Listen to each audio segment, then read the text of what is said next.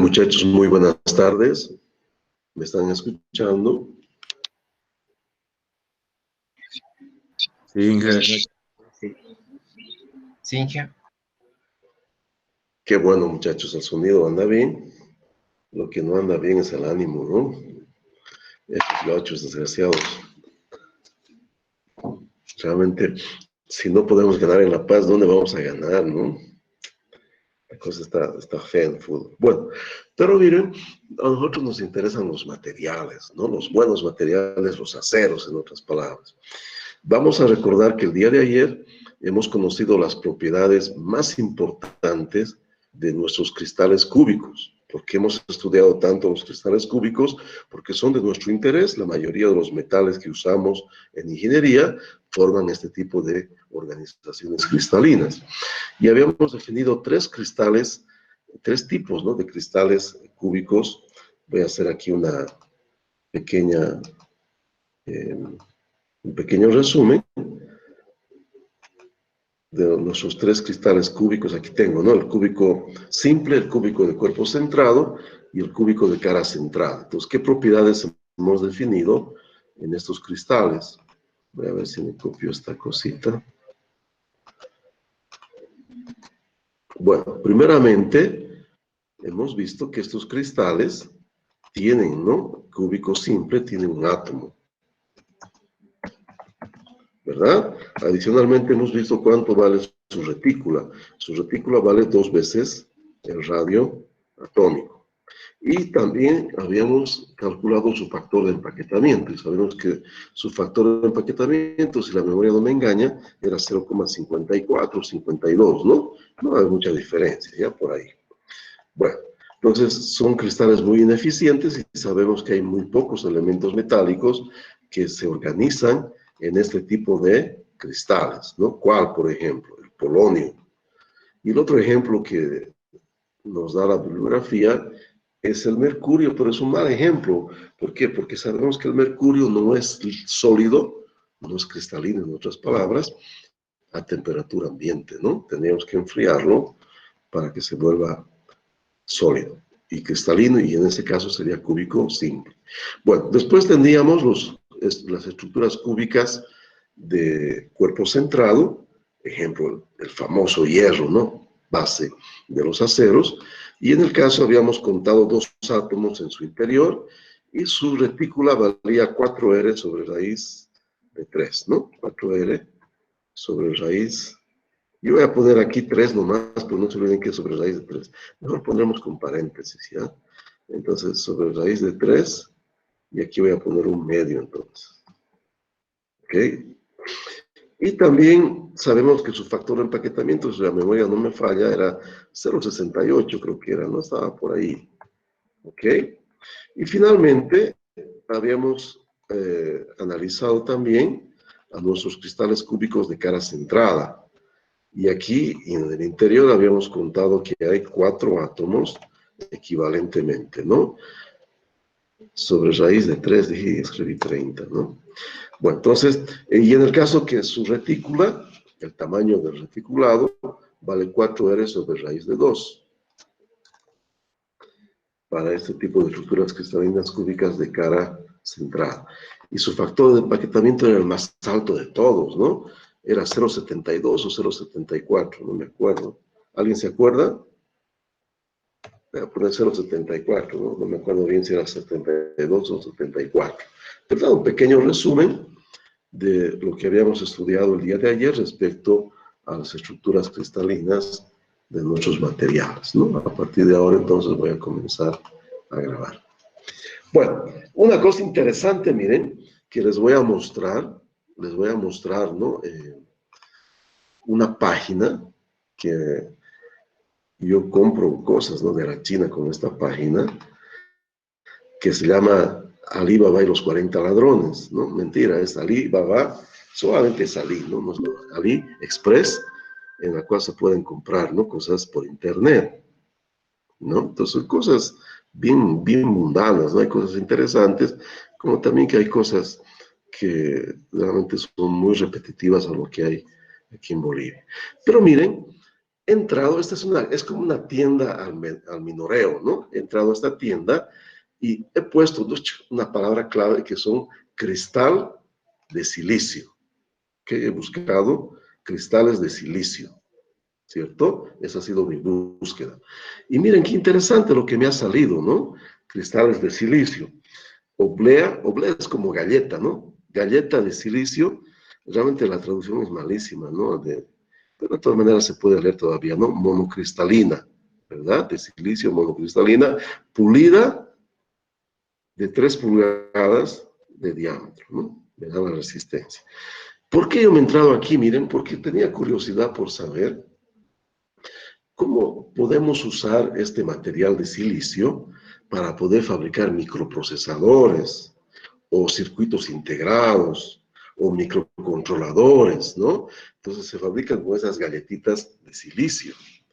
Y una de las cosas que es importante de ver, es importante de saber, miren, estoy hablando de una tienda común, vamos a ver entonces las especificaciones técnicas, ¿no? Uy, miren, me dicen que es de material de silicio de alta pureza, 3 pulgadas de diámetro, las tolerancias en el diámetro me dan, ¿no?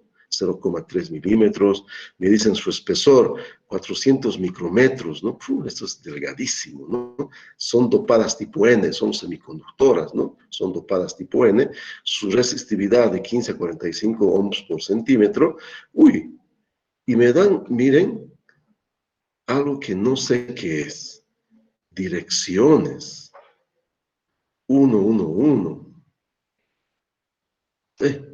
Y es una tienda de compra común, ¿no? Entonces, hay indicadores técnicos que nosotros necesitamos de comprender que son muy importantes en la designación, ¿no?, de los cristales. Y ese va a ser nuestro tema de la clase de hoy, ¿no? Están viendo que es una tienda normal y se necesita saber, ¿no? Porque mucha gente piensa que es teórico, que nunca se usa, y para qué diablos. Están viendo que la especificación técnica de estos cristales, que son normales de comprar, ¿no?, al minoreo, es necesario comprender cómo voy a indicar las direcciones de mis cristales. Direcciones de mis cristales, ¿no? Interesante, muy interesante. Bueno, ¿y por qué motivo? ¿No? Podrán ver aquí que el mismo proveedor me oferta cristales en otras orientaciones, ¿no? Además de la 111, me da la 100 y la 110. Entonces yo necesito saber qué diablos es esto para poder comprar adecuadamente en función de mis necesidades.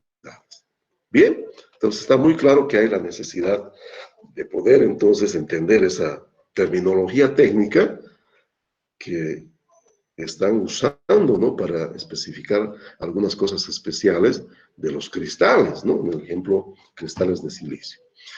Para poder entender también mejor la aplicabilidad, ¿no?, de este sistema de indicación de direcciones, miren, yo necesito comentarles de una nueva clasificación de materiales que vamos a tener. ¿Se acuerdan de la clasificación que tuvimos? Materiales cristalinos y materiales no cristalinos. Y hay algunos, ¿no?, que están en la nebulosa, como los vidrios, como los fractales que les mencionaba, los cuasi cristales también, ¿no? Bien, ahora miren, vamos a tener otra filosofía de clasificación a nuestros materiales.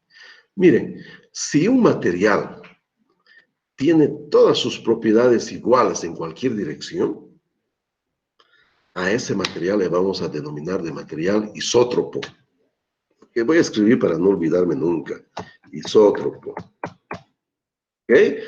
¿Qué es un material isótropo? Es un material en el cual las propiedades son idénticas en cualquier dirección. Entonces, si yo veo espacialmente a mi cristal, aquí, ¿no?, está mi cristal representado en esta celda unitaria, estaríamos hablando de que en este cristalcito, solamente déjenme, no los veo ahora, sí los veo, en este cristalcito, ¿cierto? Tengo mi dirección X, Y, Z. Yo diría entonces que las propiedades tendrían que ser idénticas, ¿no? En esta dirección X, en esta dirección Y, en esta dirección Z, o en esta dirección de la diagonal principal, o en esta dirección de la diagonal de la cara, las propiedades tendrían que ser las mismas. El comportamiento del cristal debería ser el mismo, ¿cierto? Eso es un material isótropo. Y en contraposición, cuando tengamos materiales en los cuales las propiedades dependen de la dirección, o en otras palabras, las propiedades son diferentes en diferentes direcciones, les vamos a denominar esos materiales de materiales anisótropos.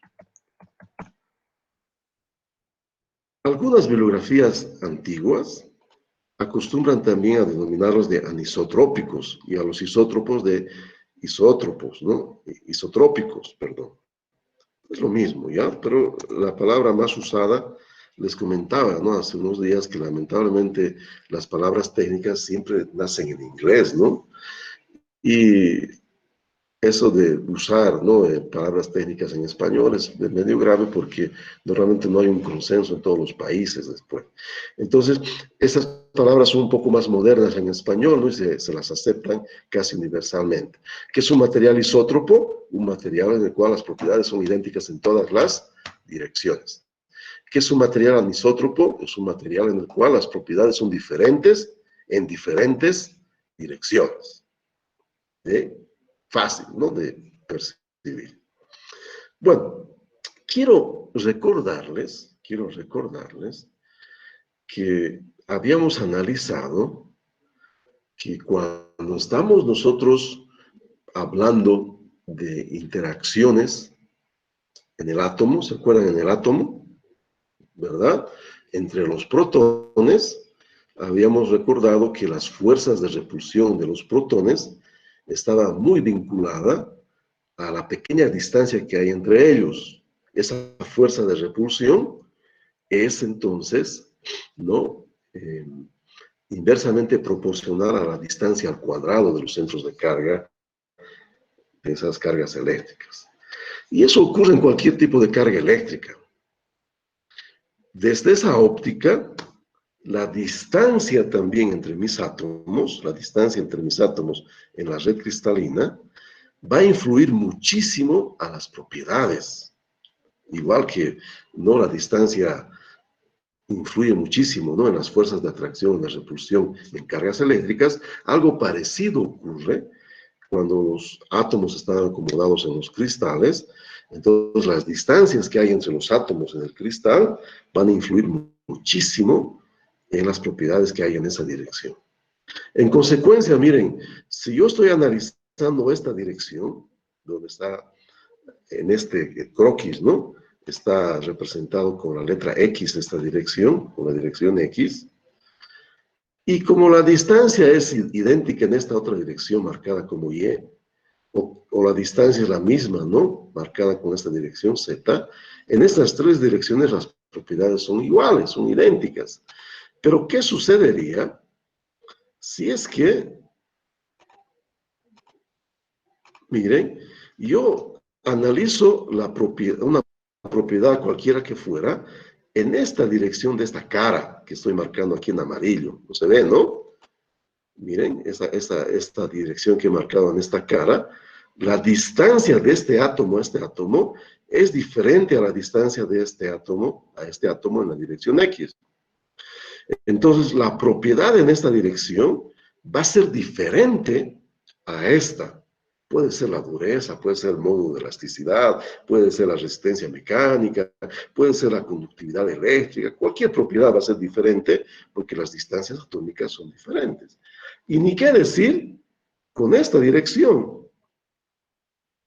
donde yo tengo la diagonal principal de mi celda unitaria, entre A y B. La distancia es totalmente diferente a esta o a esta. Entonces la propiedad va a ser diferente ahí. Mi conclusión: aparentemente los cristales son anisótropos. ¿Qué significa esto? Los materiales cristalinos tienen propiedades diferentes en diferentes direcciones, ¿no? Fácil de poder visualizar con este pequeño croquis que hemos visto de esta celda unitaria cúbica simples. Diferentes distancias, diferentes fuerzas de interacción entre los átomos, diferentes propiedades mecánicas y otras propiedades también, ¿no?, que son dependientes de esa distancia. En consecuencia, mi conclusión, los materiales cristalinos son anisótropos, o sea, sus propiedades son diferentes en diferentes direcciones, ¿verdad? Muy fácil de concluir entonces de esa manera. Los materiales cristalinos, como estamos percibiendo ahora, ¿no?, solamente estudiándolos a través de la celda unitaria, no son isótropos. ¿Por qué no son isótropos? Porque hay propiedades que cambian en función de la dirección analizada. La dirección de la diagonal de la cara, la dirección de la diagonal principal, la dirección de la retícula, ¿no? Son distancias atómicas diferentes y propiedades, en consecuencia, mecánicas diferentes. Entonces, estas palabras técnicas, lamentablemente, ¿no?, como siempre hay personas un poco rezagadas, ¿no?, siempre en nuestra carrera, ¿no?, y no se han actualizado, a sus otros profes tal vez les cueste agarrar, ¿no?, les cueste entender, ¿no?, pero para nosotros va a ser muy importante, y obviamente también va a haber profesores de ustedes que son más jóvenes, más dinámicos, y van a entonces también abordar, ¿no?, este tema de materiales isótropos y materiales anisótropos, porque es bien diferente. Por ejemplo, resistencia de materiales, tal como la comprendemos, solamente podemos aplicar a estos materiales, y no podemos aplicar a materiales anisótropos, como es la fibra de carbono, la fibra de vidrio, el glaire, ¿no?, que son materiales típicamente anisótropos. Por ese motivo hay que tener entonces muy en cuenta esta definición, ¿no?, porque la matemática que hay por detrás de ellos es bien diferente, la forma de abordar su análisis, su dimensionamiento, ¿no?, cómo se comportan en tensiones son muy, pero muy diferentes. Pero por ahora a nosotros nos interesa solamente esa gran definición, esa distinción entre lo que es un material isótropo y un material anisótropo, y adicionalmente estamos comprendiendo que los cristales son materiales anisótropos. ¿Por qué? Porque hay en diversas direcciones, diversas distancias interatómicas y en consecuencia diversas propiedades mecánicas.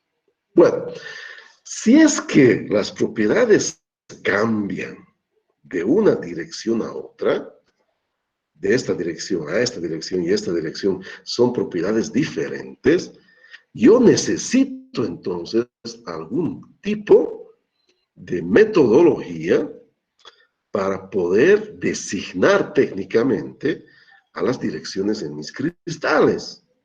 Es una necesidad, porque si las propiedades cambian en diferentes direcciones, mi necesidad va a ser entonces que lo que yo vaya a usar o lo que yo vaya a especificar como propiedad tiene que estar acompañada con una indicación técnica, una indicación, ¿no?, que sea comprensible de qué dirección se trata y en qué dirección ese material tiene esas propiedades o ese comportamiento. Entonces, hay una necesidad intrínseca, no solamente comercial, sino también técnico-científica, ¿no?, de tener una metodología de designación de direcciones y también de los planos que tiene un cristal.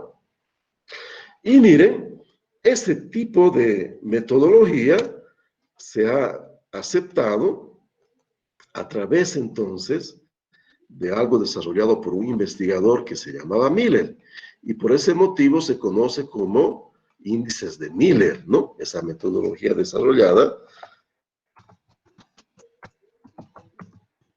para poder identificar, o si quieren designar, direcciones de los cristales que son anisótropos y también planos en los cristales, ¿no? Entonces hay índices de Miller tanto para, vamos a poner aquí uno, ¿no?, para direcciones cristalinas, no voy a anotar todo, ya voy a poner solamente direcciones, y segundo para los planos cristalinos, ¿no? Planos, para los planos cristalinos, voy a poner todo, cristalinos. ¿Ok? Pues importante, ¿no? Los índices de Miller son, ¿no?, índices que me permiten identificar direcciones y planos en los cristales. Y vamos a aprender unas metodologías muy simples, yo los llamo recetas de cocina, ¿no?, porque son siempre iguales y siempre dan buen resultado. Entonces vamos a hacer una receta de cocina de 3 pasos para poder identificar o designar una dirección en un cristal. Esos 3 pasos sirven para cualquier tipo de cristal, pero en nuestro caso, específicamente estamos estudiando los cristales cúbicos, que son los más simples, pero me serviría, ¿no?, para un cristal triclínico. ¿Se acuerdan ese rarito, no?, que tenía, ¿no?, la célula unitaria, lados diferentes y ángulos diferentes y todos diferentes de 90 grados. Sirve para cualquier célula unitaria, incluyendo las hexagonales.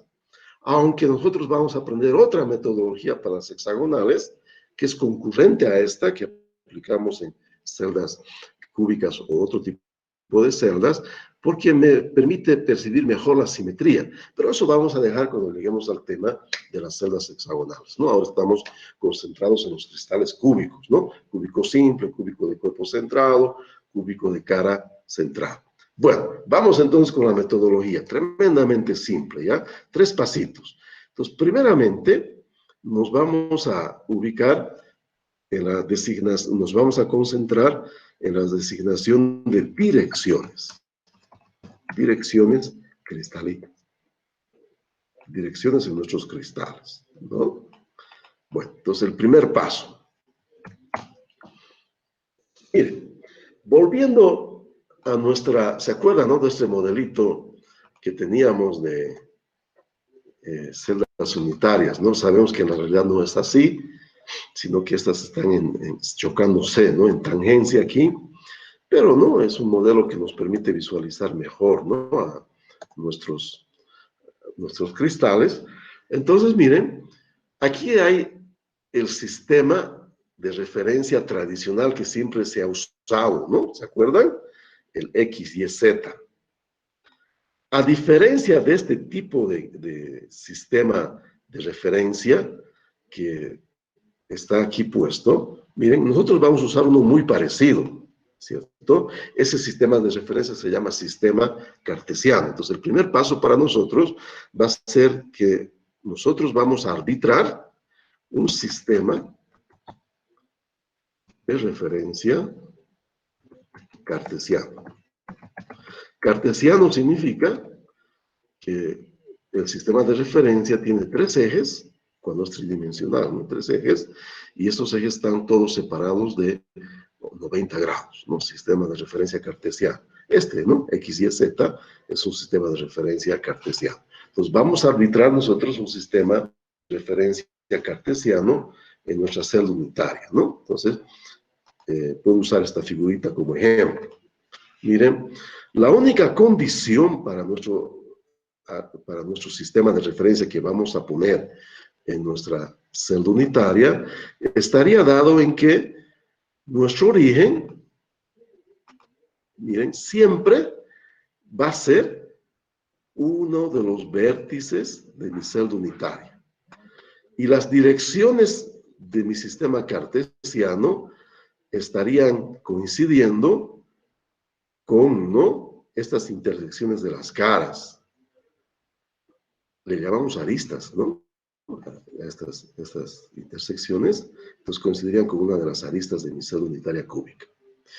Y solamente para diferenciar, en vez de llamar X, Y, Z, para que no sea el tradicional sistema de referencia, ¿no?, de geometría analítica que siempre hemos usado, un análisis vectorial, etcétera, los vamos a llamar IJK.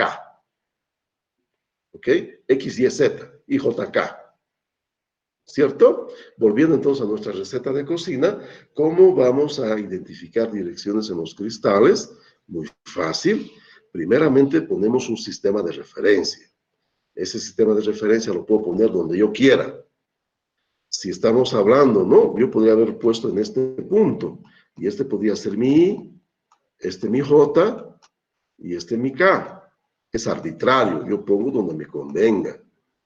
No hay ninguna necesidad, ¿no?, que yo ponga aquí o aquí o aquí. Yo puedo poner donde yo quiera mi sistema de referencia, pero con la condición que el origen coincida con un vértice de mi celda unitaria y las direcciones estén entonces coincidiendo con alguna arista, ¿no?, de mi celda unitaria cúbica.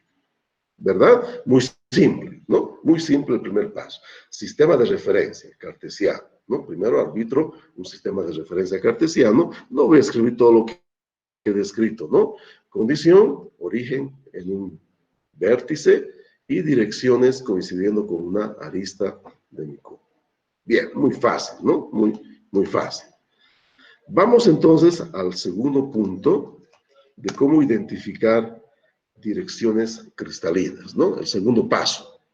Bueno, miren, como en cualquier sistema de referencia, yo voy a identificar, miren, el punto inicial de la dirección que quiero designar, bajo índices de Miller, y el punto final, punto inicial y punto final, en función de mi sistema de referencia arbitrado en el punto 1. Pues en el segundo paso vamos a identificar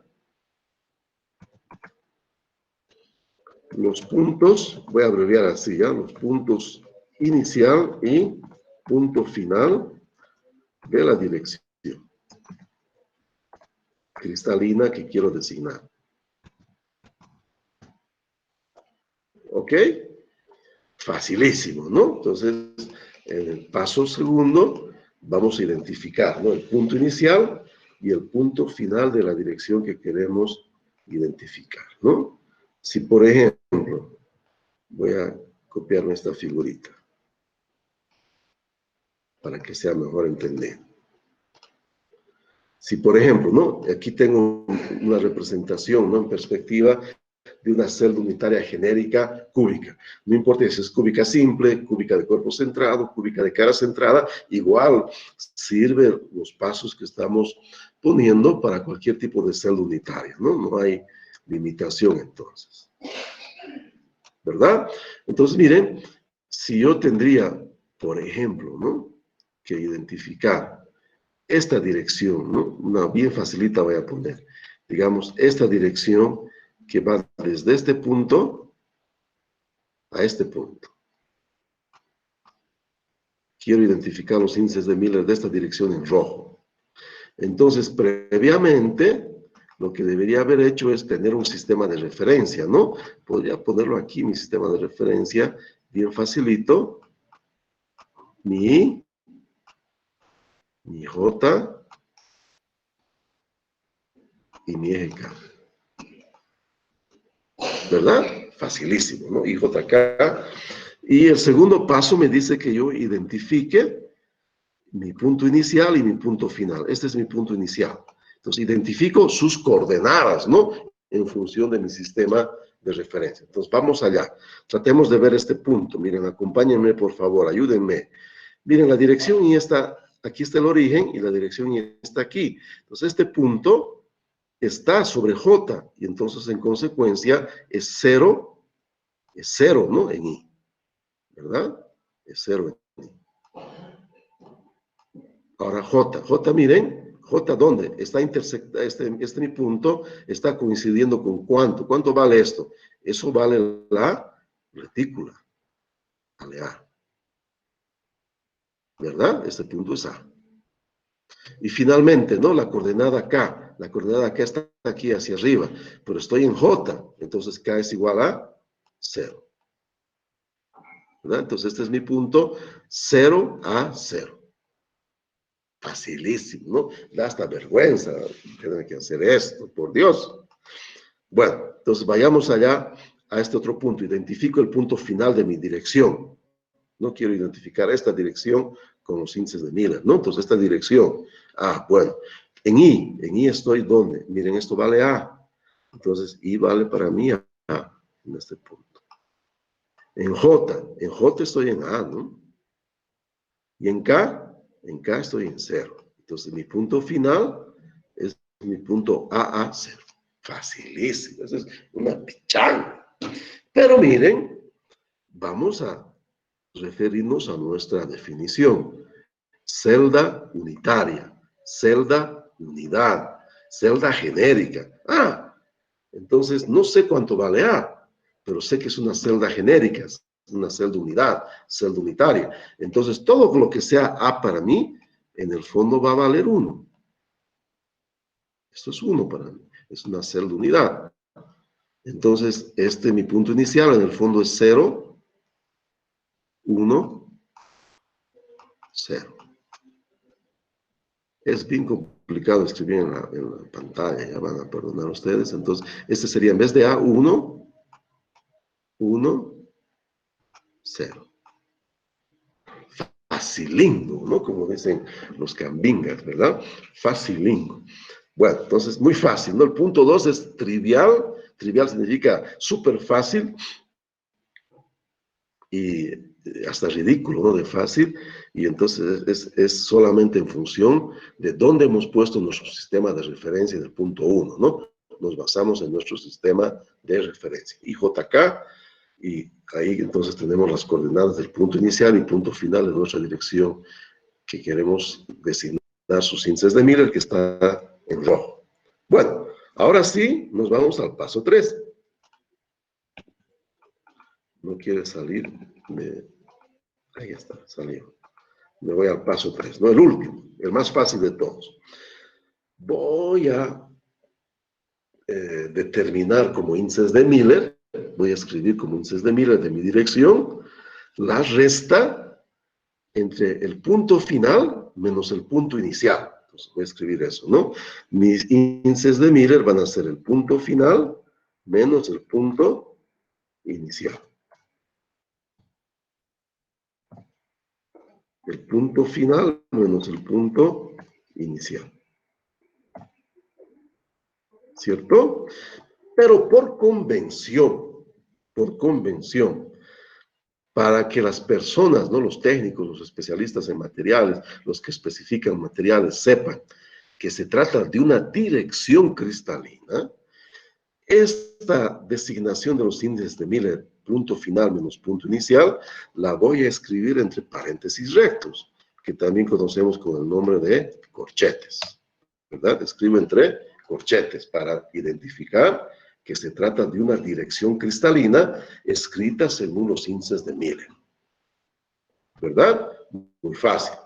Y no se olviden que aquí estamos hablando de coordenadas. Entonces, cuando yo resto del punto final, el punto inicial, tengo que hacer coordenada por coordenada. I con I, J con J, K con K, ¿verdad? Entonces, en nuestro ejemplo, vamos a escribir entonces los índices de Miller de esta dirección en rojo. Lo vamos a hacer en rojo por ese motivo, ¿no? Entonces, ¿qué tenemos? Punto final 1. Punto inicial 0. 1 menos 0, 1.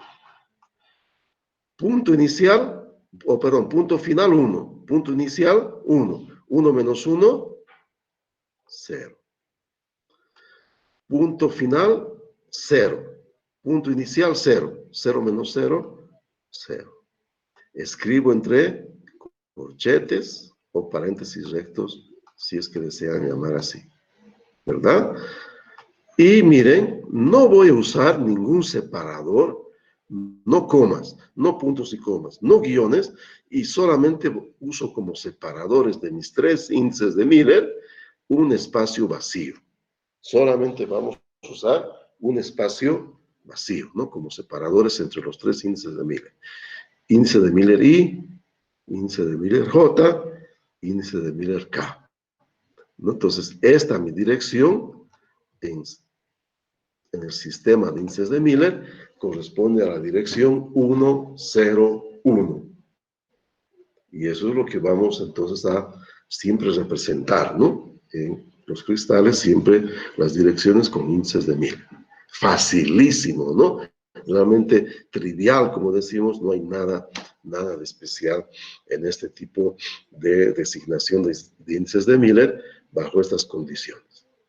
¿Cierto? Bien, hagamos entonces un ejemplito más, por si acaso, ¿no? Por si acaso solamente no haya sido comprendido algo. Uy, eso no quería borrar. Voy a ver si puedo borrar así. Da mucho trabajo, ¿no? Voy a ver si puedo borrar con el GB. Con el GB sí se puede más rápido. Facilingo, ¿no? Facilingo, de verdad. Vamos a volver a usar entonces nuestro cubito. Lo voy a subir a ver si se puede. Voy a subir esto un poco. Y esto lo voy a bajar para poder ampliarlo un poco más y poder ver mejor.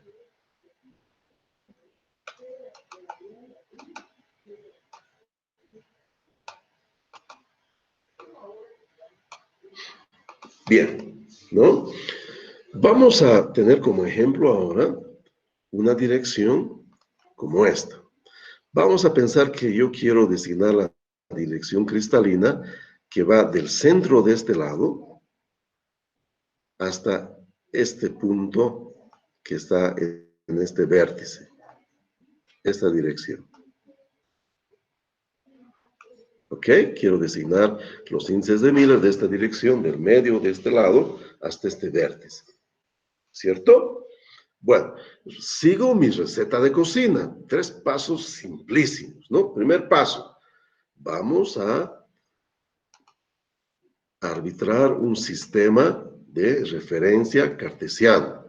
Origen en uno de los vértices, puedo escoger por ejemplo este, y direcciones coincidiendo con alguna arista, ¿no? Podría ser el tradicional, el que más fácil me parezca, ¿no? El tradicional X, Y, Z, el plano X, y la altura Z, ¿no? Lo que más me permita simplificar, ¿no? No quiero dolores de cabeza, no quiero que mis neuronas trabajen mucho, ¿no? Así índices de Miller, ¿verdad?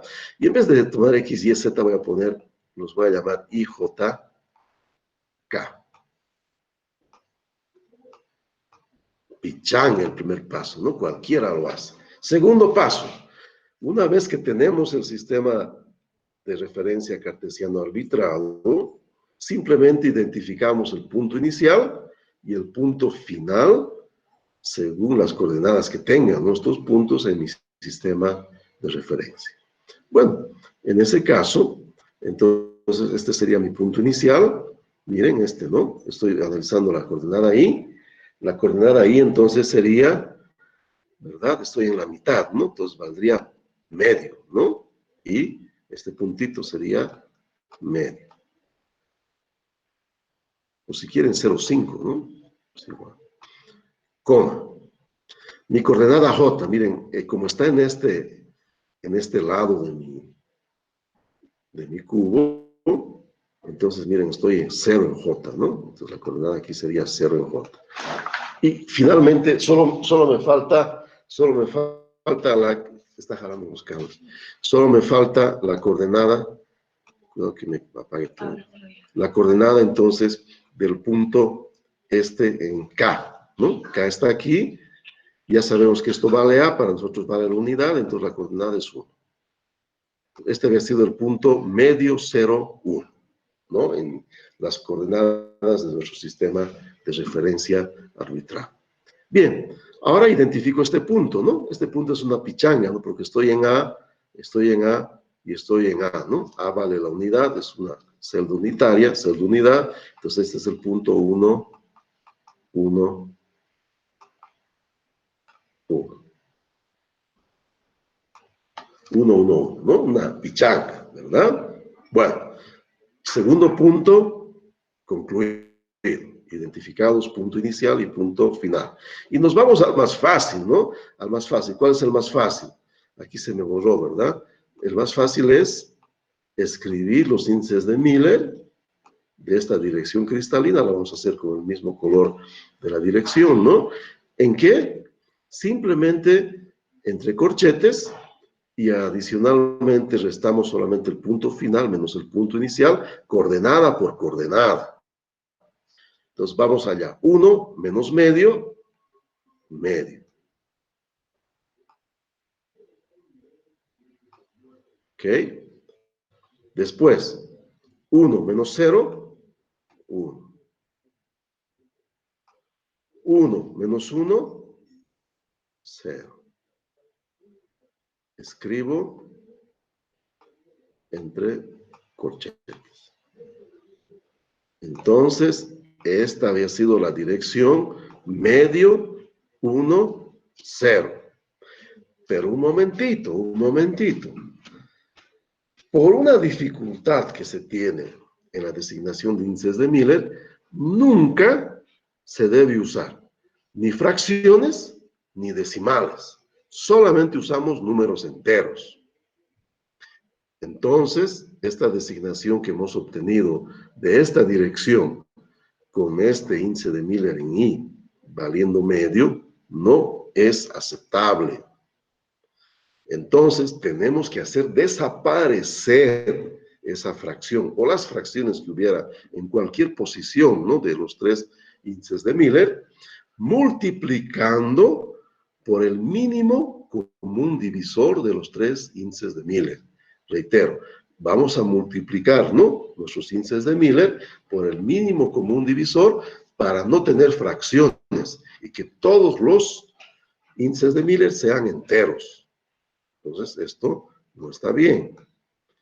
Y si multiplico, ¿no?, el mínimo común divisor es 2, multiplico todo por 2, me quedaría, ¿no?, 2 por medio, 1.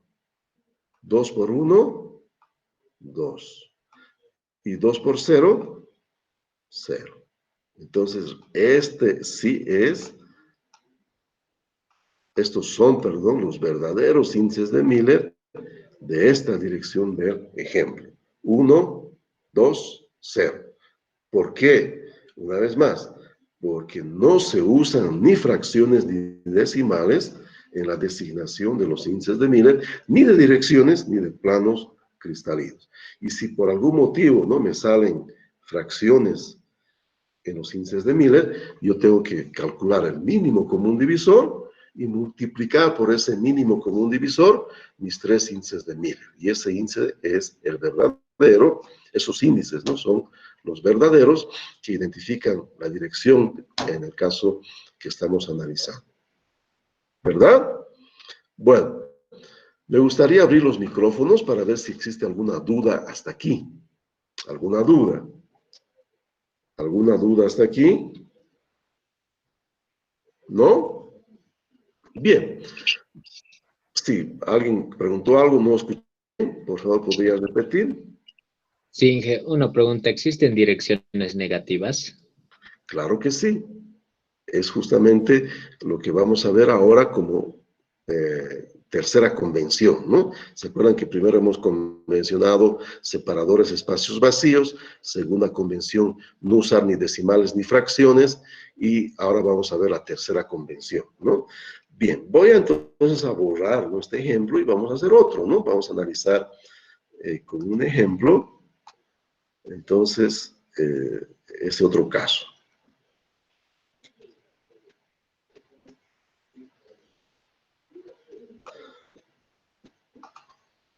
Bien, supongamos ahora que quiero identificar, miren, esta dirección que está a 1/3 de este lado y que va hasta la mitad. Esta mitad le pondremos, ¿no?, que va hasta la mitad de este otro lado. Desde 1/3 de este lado hasta la mitad de este, ¿no? Aunque mi croquis no me salió muy bien, debería ser hasta aquí, ¿no? Lo vamos a dejar así, ¿ya? Pero ya sabemos que es hasta la mitad, ¿no?, que va a este lado. Bueno, vamos entonces a seguir la secuencia, ¿no?, de nuestros pasos para la designación de índices de Miller. Vamos a poner el mismo sistema de referencia, ya no nos vamos a complicar. Nuestro famoso IJK lo vamos a poner aquí. Este sería nuestro J, y este es nuestro K, y sobreentendido que este sería el I, ¿no? IJK. Pero no habría ningún problema, puedo poner donde yo quiera, ¿no?, mi sistema de referencia. Bueno, y ahora vamos a identificar el punto final y el punto inicial de esta dirección. Este punto inicial, ¿no? Estaríamos entonces en I, en 1, en J, en 1, y en K estaríamos en medio, ¿no? En medio. No, perdón, dijimos 1/3, ¿no? Entonces, voy a poner otro ejemplo para que podamos, ¿no?, seguir mejor la convención, ¿ya? Y que esté más claro. Voy a poner entonces este ejemplo. Digamos que estamos aquí en 1/3 y queremos ir aquí a este otro punto, a este lado. ¿no? A la mitad de este lado, ¿no? Ahí está más claro. ¿Ok? Desde este punto a un tercio a este punto de aquí, ¿no? El mismo sistema de referencia, y anotemos entonces el punto inicial aquí, ¿no? Estaríamos en esta cara achurada en gris, ¿no? Entonces sería mi I sería 1, mi J sería 1, y mi K estaría hablando de 2 tercios, ¿no? Si esto es 3 tercios, esto es 1 tercio, me quedaría 2 tercios. Entonces mi K sería 2 tercios. Si este es mi punto final, en I entonces estaríamos en la mitad, ¿no? Sería 1/2. En J estamos en esta cara, ¿no? Que es 0.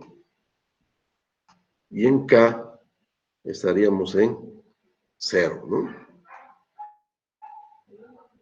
¿Cierto? Tendría entonces mis puntos final e inicial identificados según mi sistema de referencia.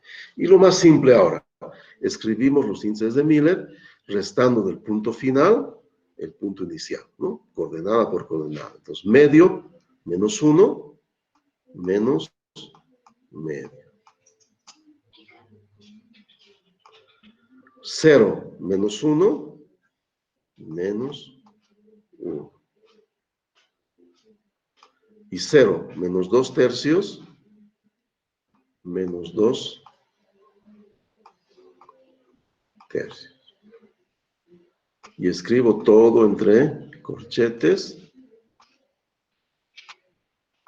para saber que se trata de una dirección cristalina, ¿no? La convención para identificar direcciones es que los índices de Miller deben estar escritos entre corchetes, ¿no? De esta manera tan simple. Facilísimo. Bien, no estamos respetando la segunda convención, que no debe haber fracciones. Y adicionalmente, miren, quiero comentarles que en los índices de Miller nunca se escriben los negativos como se acostumbra, ¿no? En aritmética o en cálculo, de escribir delante del número. El negativo no. El negativo se lo pone como sombrerito encima del índice de Miller. Esa es la tercera convención. Entonces, ¿no? Como esto no sirve, vamos a reescribir nuestros índices de Miller respetando las 3 convenciones que hemos aprendido, ¿no?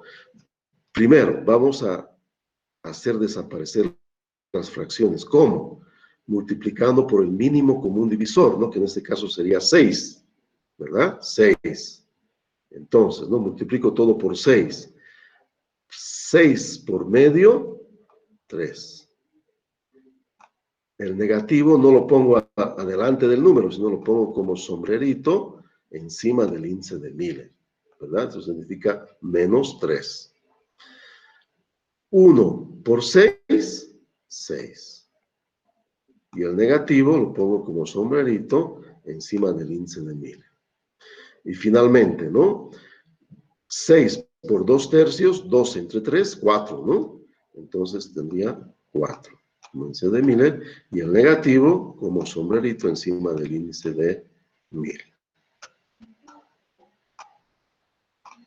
Esta entonces había sido la dirección menos 3, menos 6, menos 4. Esta es la dirección menos 3, menos 6, menos 4. ¿No? Muy simple. Y simplemente ahora recapitulamos las convenciones que hemos aprendido hasta ahora. Adicionando esta, ¿no? De direcciones serían 4 entonces, ¿no? Direcciones escribo entre corchetes. Separadores entre índices, solamente espacios vacíos. Negativos, encima del índice de Miller. Y finalmente desaparecemos las fracciones multiplicando por el mínimo común divisor.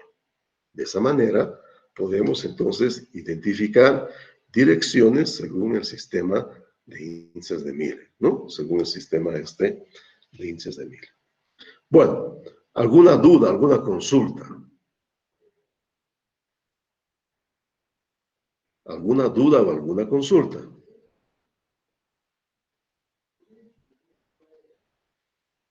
¿No? Bien, hagamos un descanso de 20 minutos para continuar entonces con la segunda parte de la clase.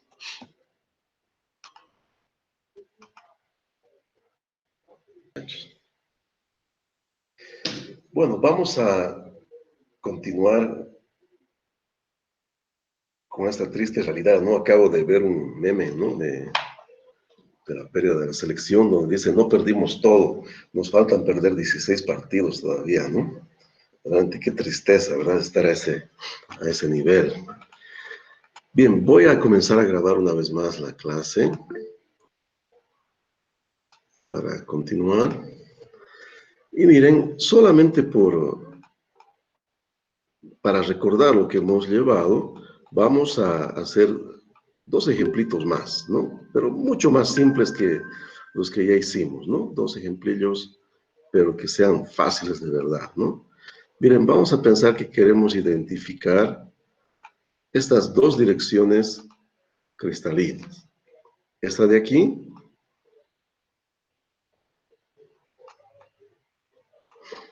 y, digamos, esta de aquí. Y vamos a tener vamos a seguir, ¿no?, nuestra receta de cocina con los famosos 3 pasos para designar índices de Miller, ¿no? Sistema de referencia. Vamos a poner aquí, digamos, nuestro famoso I, J y K. I, J, K, ¿ya? I, J y K, ¿no? Identificamos el punto final y el punto inicial de nuestras direcciones. Este punto corresponde, ¿no? 0 en I, 0 en J y 1 en K. Este es el punto 0, 0, 1. Este punto de aquí corresponde, ¿no?, al punto 0 en I, 1 en J y 1 en K. Lo mismo hacemos con este punto de aquí, punto inicial de esta dirección. Estamos en este puntito que es 0, 0 y 1 en J, ¿no? 0, 1, 0 en otras palabras. Y este puntito de aquí estamos en 0 en K y en 1 en I, 1 en J, ¿no? Sería entonces el 1, 1, 0. Y escribimos entre corchetes las direcciones cristalinas que tenemos como ejemplo, ¿no?, que estamos viendo ahora. Bien, entonces 0 menos 0, 0, 0 menos 1, menos 1, y 1 menos 1, 0. Esta había sido la dirección 0 menos 1, 0. Vamos con esta, ¿no? Esta dirección está representada allá, entonces. Entonces, 1 menos 0, 1. 1 menos 1, 0. Y 0 menos 0, 0. Y escribimos entre corchetes. Solamente para visualizar, voy a mostrarles entonces estas dos direcciones que hemos escrito, estas dos direcciones, en esta figurita, ¿no? Entonces hemos escrito esta es de abajo, ¿no? Esta es la de abajo y esta es la de arriba. Entonces hemos escrito esta dirección, esta y esta. ¿Qué podemos decir de estas dos direcciones que estoy resaltando aquí en rojo? Miren, no hay ninguna diferencia, ¿no?, en estas direcciones. ¿Por qué? Porque las distancias interatómicas en esta dirección o en esta dirección es la misma, o en esta, o en esta, o en esta, o en esta. Todo es repetitivo, todo es por la simetría del cubo, todas esas direcciones son equivalentes. Lo único que puedo cambiar aquí para cambiar los índices de Miller es entonces mi sistema de referencia. Si yo cambiaría mi sistema de referencia, por ejemplo, lo pongo aquí, casi seguro que yo podría llegar, ¿no?, a tener los mismos índices de Miller de esta dirección en esta. Bueno, entonces vamos a definir un concepto con este ejemplito que nos ha permitido recordar cómo designamos índices de Miller, el concepto de familia de direcciones. Una familia de direcciones es aquella que tienen siempre el mismo comportamiento y las mismas propiedades. En esta familia de direcciones 1, 0, 0, que en vez de escribirlas entre corchetes,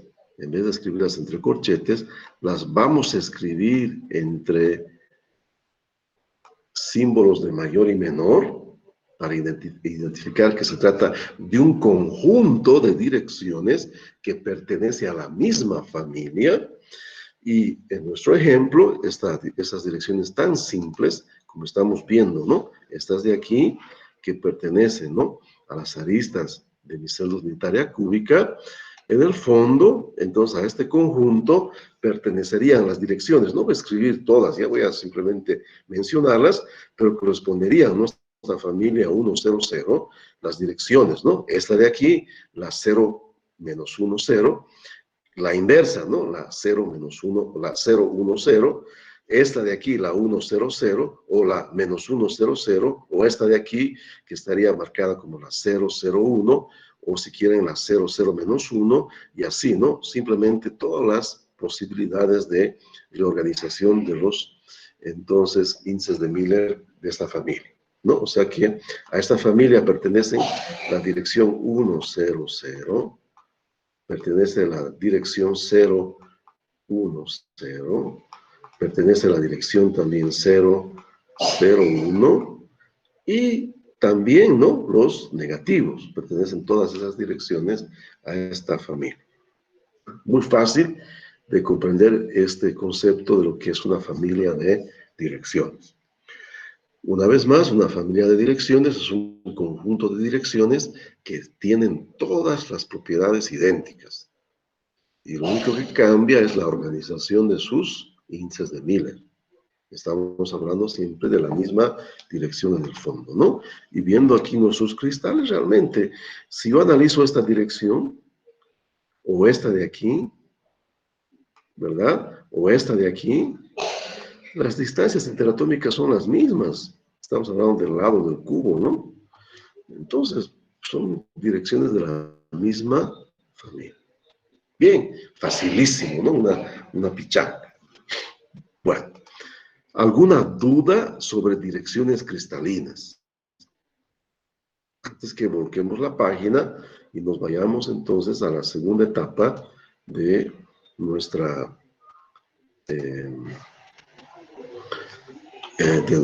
clase, que sería, ¿no?, hablar de planos cristalinos. ¿Alguna duda sobre direcciones cristalinas? ¿Alguna consulta?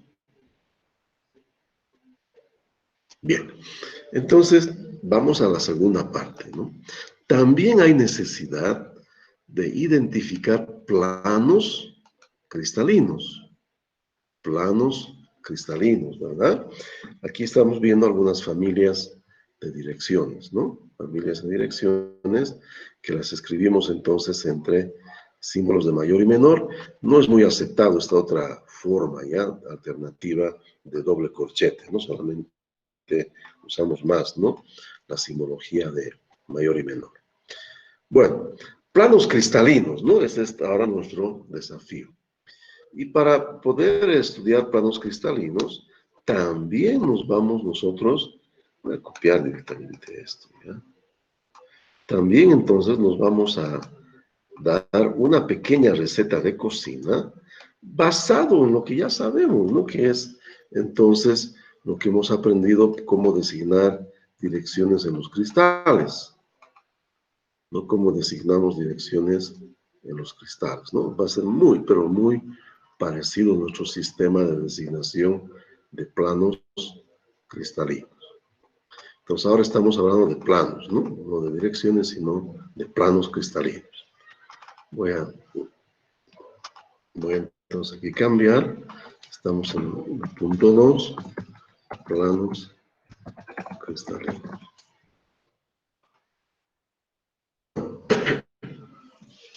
Por ejemplo, vamos a hacer con ejemplos, así va a ser siempre más fácil y más rápido, ¿no?, que podamos entonces saber cómo podemos identificar los índices de Miller, ¿no? De planos cristalinos.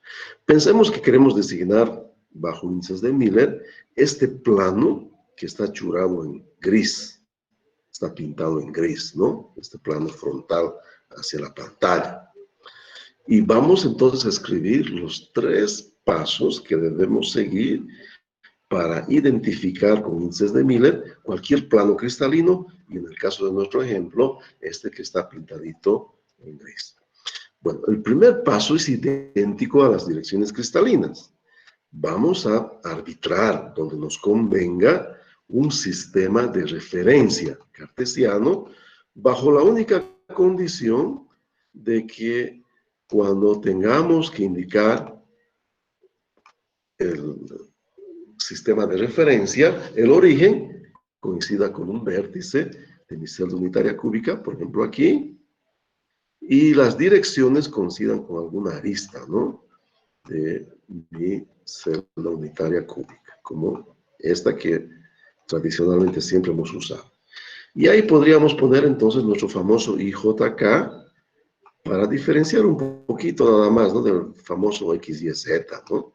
Que estamos hablando de cristales aquí, ¿no? No estamos hablando en el fondo de cálculo, ni de geometría analítica, ni de vectores, ni nada de eso.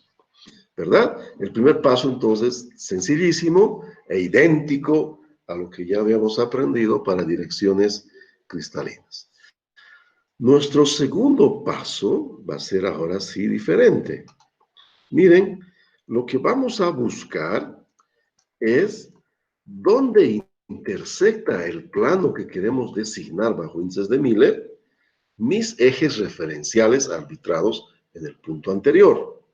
Vamos a escribir sintéticamente para que recordemos, ¿no? Entonces vamos aquí a identificar las intersecciones del plano con los ejes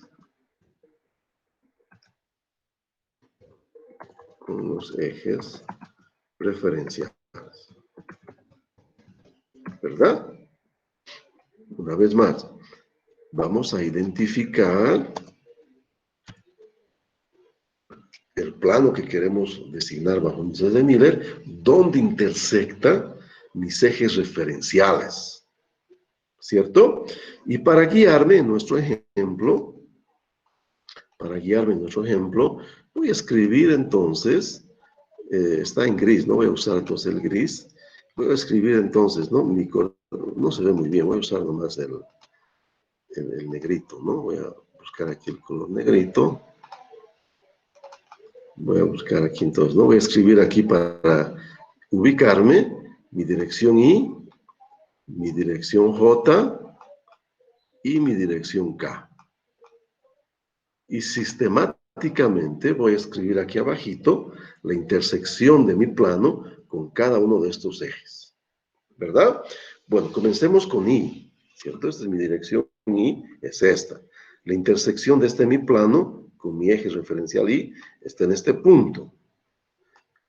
¿Dónde está este punto ubicado espacialmente? Está ubicado en A, en la retícula. Pero estamos hablando de una celda unidad, una celda genérica. No tiene dimensión exacta para nosotros. Esa dimensión, entonces, A para nosotros va a valer 1, ¿no? Igual que habíamos arbitrado o habíamos tomado en el sistema de referencia, ¿no? En los índices de Miller, en el sistema, ¿no? De designación de índices de Miller, de direcciones cristalinas. Entonces, la intersección se va a dar en 1. Bueno, ahora necesito identificar dónde intersecta mi plano pintado gris, mi eje J y mi eje K. Miren, si es necesario, voy a extender el plano lo que sea necesario. No importa cuánto tenga que extender mi plano, pero yo lo voy a extender hasta que intersecte mis ejes referenciales. No me voy a marcar solamente en la celda unitaria, sino, si es necesario, para identificar esa intersección con los ejes referenciales, vamos a extender nuestro plano lo que sea necesario, pero lograr que se intersecte, ¿no? Más bien, mis ejes referenciales. Pero para conseguir esto, les voy a hacer recuerdo de un concepto que ustedes aprendieron en geometría, no geometría analítica, sino solamente geometría, y que decía que dos rectas paralelas nunca se intersectaban, excepto en el infinito, ¿verdad? Dos rectas paralelas, conceptualmente, nunca se intersectan, a no ser cuando se llega al infinito. Entonces, vamos a extrapolar este es nuestro concepto aprendido, ¿no? De dos líneas paralelas, y lo vamos entonces a extrapolar a un plano y a una recta, ¿cierto? Entonces tengo un plano y tengo una dirección aquí, ¿no? Mi dirección J. Voy a extender mi plano lo que sea necesario y mi dirección también de referencia, y como son paralelos, si esta es la distancia A, esta también es la distancia A, ¿no? Entonces son paralelos, pues teóricamente su intersección estaría dada en el infinito. Vamos a escribir aquí, la intersección estaría dada conceptualmente en el infinito.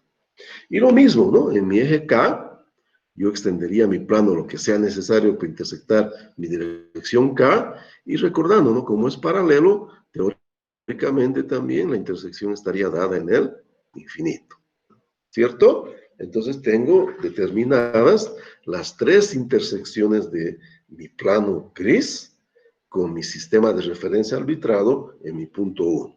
En I, en 1. En J, en el infinito, y en K, en el infinito. Fácil, ¿no? No es difícil. Entonces hemos cumplido con el punto 2. Hemos podido identificar dónde intersecta el plano que estamos analizando para determinar sus índices de Miller con los ejes referenciales arbitrados en el punto anterior. Ahora solo resta el tercer paso. El tercer paso me dice, voy a ver si podemos, ¿no? Mover esto a un ladito para tener un poquito más de espacio.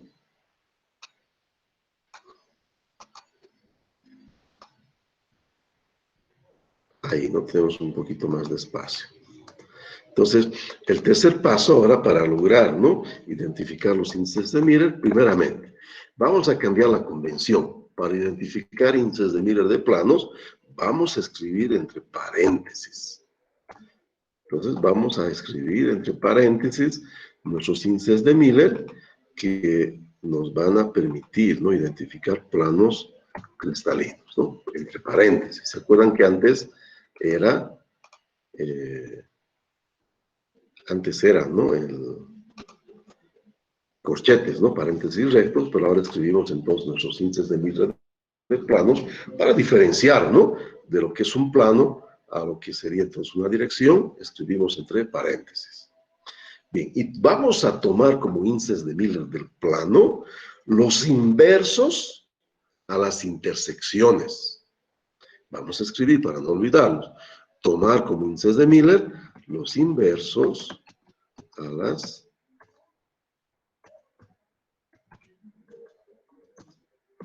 intersecciones que ya habíamos determinado, ¿no? En el punto anterior. Inversos a las intersecciones. Escritos entre paréntesis para identificar que se trata de un plano cristalino. Entonces, si estas son las intersecciones 1, infinito, infinito, escribimos sus inversos y esos tomamos como índices de Miller, ¿no? ¿Cuáles serían sus inversos? Fácil, ¿no? 1 sobre 1, el inverso de 1, ¿no? El inverso de infinito, 1 sobre infinito, y el inverso de infinito, 1 sobre infinito. Y escribo entre paréntesis para identificar que se trata de un plano cristalino. 1 sobre 1 es 1, 1 sobre infinito, recuerdo, ¿no? Las propiedades de infinito, entonces va a ser 0, y 1 sobre infinito va a ser 0. Y solamente recordando que hay otras convenciones, ¿no? Que ya aprendimos en direcciones cristalinas. ¿Qué convenciones? Separar generadores de espacios vacíos, negativos sobre el índice de Miller como un sombrerito, y si hay fracciones, las hacemos desaparecer las fracciones multiplicando por el mínimo común divisor, ¿verdad? Entonces, las convenciones permanecen las mismas, ¿no? Que habíamos convencionado para designar direcciones cristalinas. Entonces, este plano achurado, o este plano pintado en gris, si quieren, es entonces el plano 101. Facilísimo, ¿no? Realmente es un sistema muy fácil, trivial, ¿no? Un sistema realmente sencillísimo, ¿no? No hay mucho que entonces estudiar. ¿Ok? Bien, antes de despedirnos, quisiera consultarles si es que tienen alguna duda respecto a cómo designamos índices de Miller de planos cristalinos. ¿Alguna duda? Sí, No, una todo está duda. bien. Gracias. Ok, adelante Bernardo. Para los hexagonales, creo que es inevitable tener puntos o en las direcciones de Miller que tengan raíz de 3 al menos, creo. ¿Cómo sería en esa situación? Hermano, tienes que agarrar la filosofía de Confucio. Si el problema tiene solución, ¿para qué te preocupas? Y si el problema no tiene solución, ¿para qué te preocupas? Vive tranquilo, hermano. Todavía no llegamos al tema de cristales hexagonales, ¿no? Ten paciencia, Bernardo, ¿ok? Con su debido tiempo vamos a estudiar los cristales hexagonales y como les decía, yo voy a utilizar un sistema diferente para los cristales hexagonales para que podamos percibir mejor la simetría. Adelantándoles un poquitín, ya usaría yo 4 índices de Miller en vez de 3. ¿Ok? No usaría este sistema de 3 porque no se percibe bien la simetría de los cristales hexagonales si usamos 3 índices de Miller para identificar sus planos y sus direcciones. Pero ten paciencia, ¿no?